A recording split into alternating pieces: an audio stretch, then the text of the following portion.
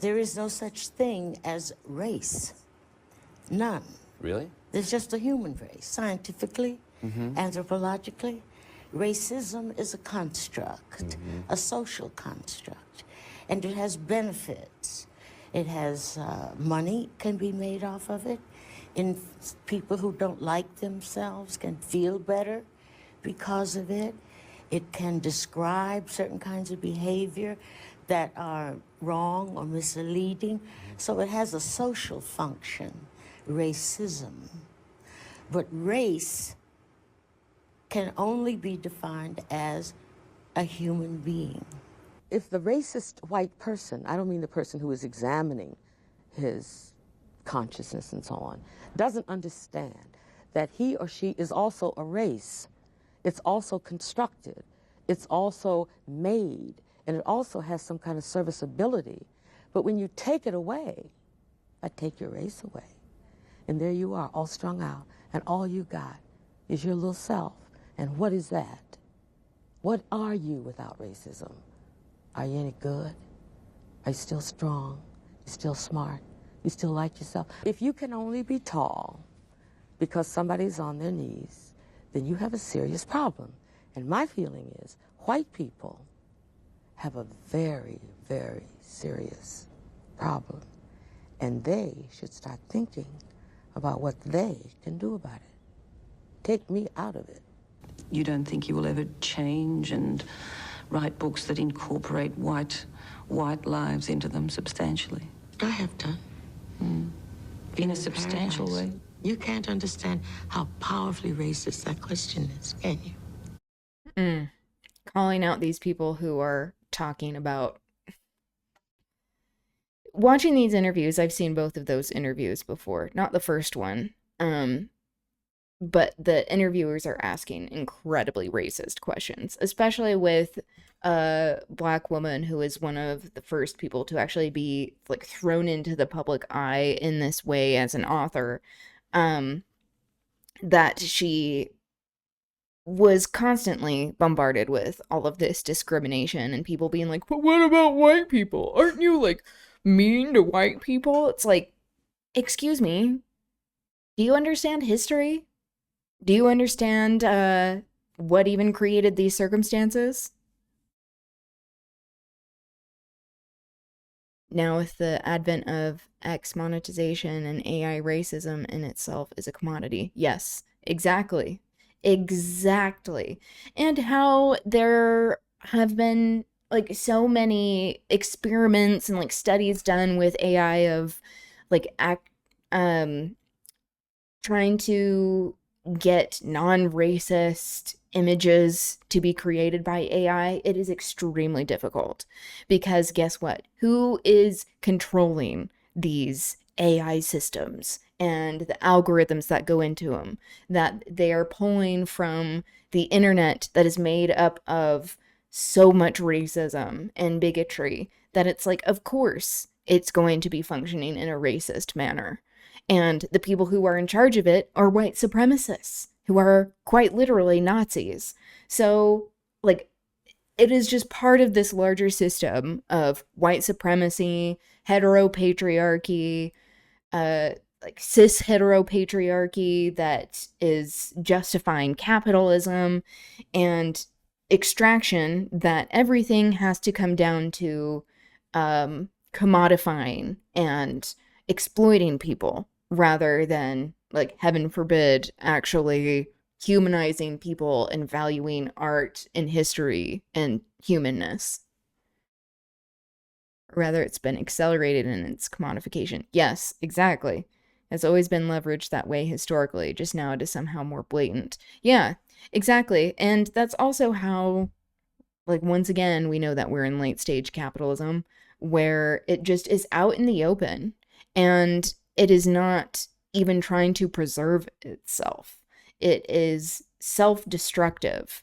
And many people don't want to believe that because, like, why would they, like, the few people that are still, like, buying into this system, like, why would they create that if it's just going to destroy things?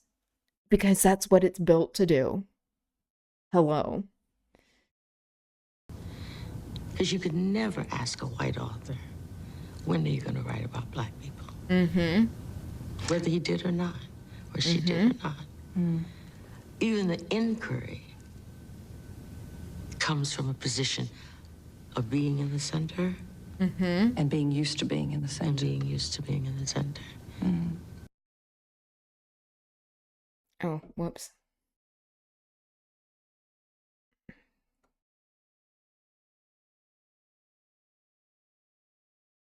I don't know why it wouldn't let me exit out of that, but just so I can preserve the link.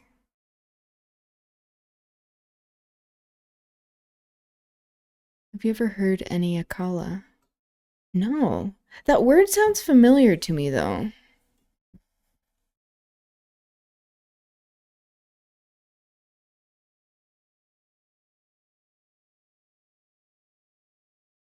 The rapper?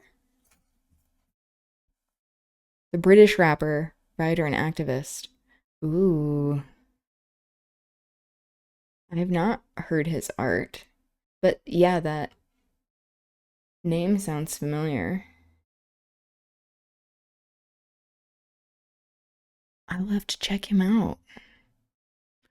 I'll do this for Culture Corner on Friday. Thank you for the recommendation. You always have great recommendations. Okay, so just to briefly go over the reading, so since I wasn't able to read to the spot that I said I would, we were going to read this section, Autumn, before we get to, here is the house, it is green and white, it has a red door, it is very pretty, it is very pretty, pretty. That section. It starts with the foreword that immediately engages with the reason why Toni Morrison wrote the book to begin with. There's this story that she talks about of this friend that she had where her friend said that she wanted blue eyes. And here, let me see.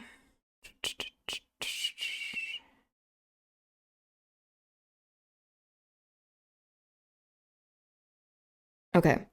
The origin of the novel lay in a conversation I had with a childhood friend. We had just started elementary school. She said she wanted blue eyes. I looked around to picture her with them and was violently repelled by what I imagined she would look like if she had her wish. The sorrow in her voice seemed to call for empathy, and I faked it for her. But astonished by the desecration she proposed, I got mad, quote, at her instead. Until that moment, I had seen the pretty, the lovely, the nice, the ugly, and although I had certainly used the word beautiful, I had never experienced its shock, its force of which was equaled by the knowledge that no one recognized it, not even, or especially, the one who possessed it. I must have been more than the face I was examining. It must have been more than the face I was examining. The silence of the street in the early afternoon, the light, the atmosphere of confession. In any case, it was the first time I knew beautiful, had imagined it for myself. Beauty was not something to behold. It was something one could do. The Bluest Eye was my effort to say something about that, to say something about why she had not, or possibly ever would have, the experience of what she possessed, and also why she prayed for so radical an alteration. Implicit in her desire was racial self-loathing. And 20 years later, I was wondering about how one learns that. Who told her? Who made her feel that it was better to be a freak than what she was? Who had looked at her and found her so wanting, so small a weight on the beauty scale? The novel pecks away at the gaze that condemned her. The reclamation of racial beauty in the 60s stirred these thoughts, made me think about the necessity for the claim. Why, although reviled by others, could this beauty not be taken for granted within the community? Why did it need wide public articulation to exist? These are not clever questions, But in 1962, when I began this story, and in 1965, when it began to be a book, the answers were not so obvious to me as they quickly became and are now.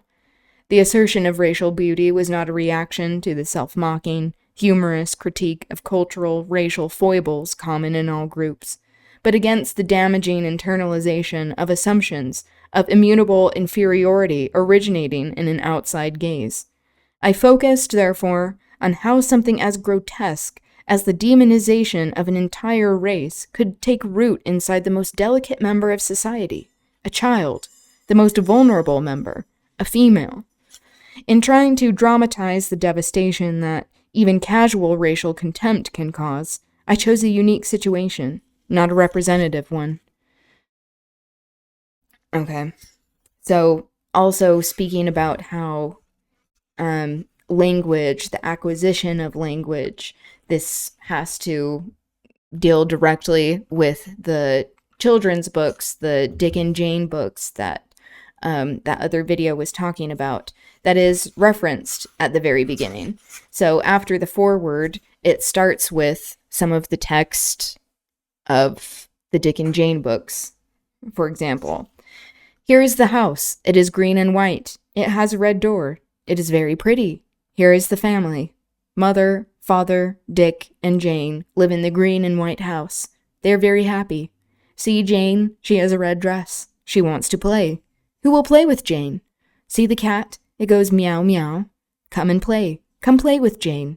The kitten will not play. See Mother? Mother is very nice. Mother, will you play with Jane? Mother laughs. Laugh, Mother, laugh. See Father? He is big and strong. Father, will you play with Jane? Father is smiling. Smile, Father, smile. See the dog. Bow wow goes the dog. Do you want to play with Jane? See the dog run. Run, dog, run. Look, look. Here comes a friend. The friend will play with Jane. They will play a good game. Play, Jane, play. And then in the next paragraph, it's a run-on sentence. It just is like this breaking down of language and highlighting how the acquisition of language, when people are first even learning to understand what it means to exist and to be a person in the world and express themselves, that this is inherently a racial construct. That's going on the reading list. Yeah, and that's not the entire foreword, but that's just a section of it. It's really good. Thanks for being here. I hope you have a good rest of your night as well. And then it ends with all of the words running in together, and there's no punctuation whatsoever. So no spaces as well. And we also learn that the concept of spaces, where did this come from? Did this come from Iran? Yeah. That spaces in between words came from Iranian society. So, not acknowledging those origins emphasizes this idea of whitewashing history and using language as a way to justify the whitewashing and invisibilization of real history to support these oppressive systems. So, we'll get into the body of it for the next week. And we'll go to the part that I said originally we were going to read. So it is, in my book, to page 32, before we get to the chapter that says, here's the house, it is green and white, it has a red door, it is very pretty, pretty.